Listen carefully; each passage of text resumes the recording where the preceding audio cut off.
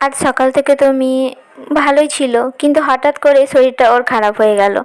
তো দেখো, আমি কলতলায় বাসনগুলো ধুয়ে নিচ্ছিলাম, আর সংসারের কাজ তো থাকে, তো করতেই হবে। তো মেয়ে তখনই মানে শরীরটা খারাপ হতে শুরু করেছিল। তো ওকে দিয়ে এসেছিলাম মা বাবার কাছে। ও যেটা ভালো লাগে সেটাই মানে করাচ্ছিলাম। শরীর খারাপ থাকলেও ও তো আর শুয়ে বসে থাকতে চায় না। তো যেটা ওর ভালো লাগে সেটাই আমাকে করতে হয়। মানে ওর বারবার আজকে খিচুড়ি আসছে, সকাল থেকে অনেকবারই হয়ে গেছে।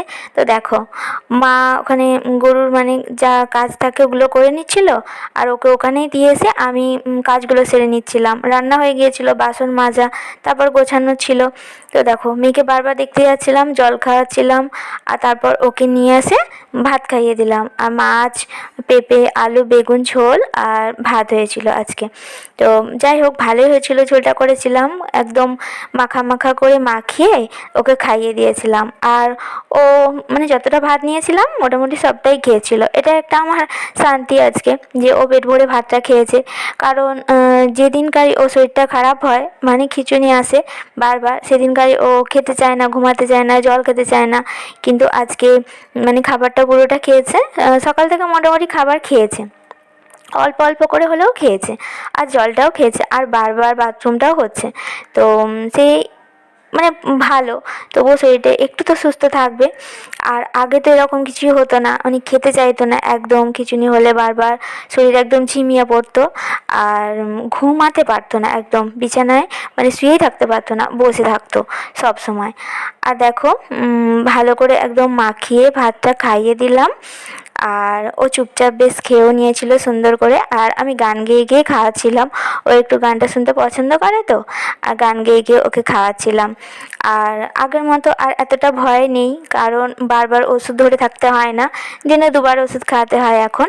আর দেখো, তারপর ওর ভাতটা খাওয়ানোর পর ওকে নিয়ে একটু শুয়েছিলাম।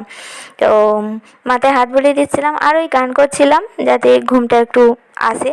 তো ঘুমিয়েছিল, মানে 10 মিনিট মতো ঘুমিয়েছিল, তারপর উঠে পড়েছিল। আর এই এটুকুই ঘুম হয়েছে, তাতেই আমার শান্তি। তবুও শরীরটা একটু সুস্থ লাগবে।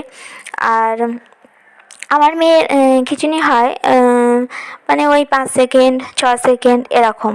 তো তাতেই মানে শরীর এত কি বলবো, অসুস্থ হয়ে যায়, ব্রেন ড্যামেজ হয়ে যায়। সেটা তো বলার কথা নয়, সেটা তো আমি বুঝি, আর যাদের এরকম সন্তান আছে তারা বোঝে। তো দেখো, মেয়ের বায়না ছিল কি ও জেঠিমাদের বাড়ি যাবে। তো ওকে একটু দিয়ে আসলাম, চেয়ারে বসিয়ে দিয়েছিলাম, আর এসে আমি ভাতটা খেয়ে নিচ্ছিলাম। আমারও তখন খিদা পেয়ে গিয়েছিলো।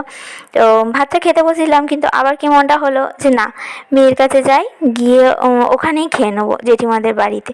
তারপর আবার উঠে ভাতের থালাটা নিয়ে জেঠিমাদের বাড়িতে গিয়ে খেয়ে নিলাম।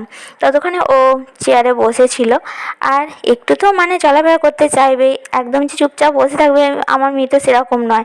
মানে সারাক্ষণ কি যতই কষ্ট হোক হেঁটে চলে বেড়াবে। তো তারপর দেখো, বাপি মায়ের খাওয়া দাওয়া হয়ে গেছিলো, বাপি ওকে নিয়ে একটু শুলো। আর ও তো ঘুমাবে না, ওই বসে আছে দেখো। তো আজকে এতটুকুই শেয়ার করলাম, আশা করি তোমাদের ভালো লাগবে। টাটা।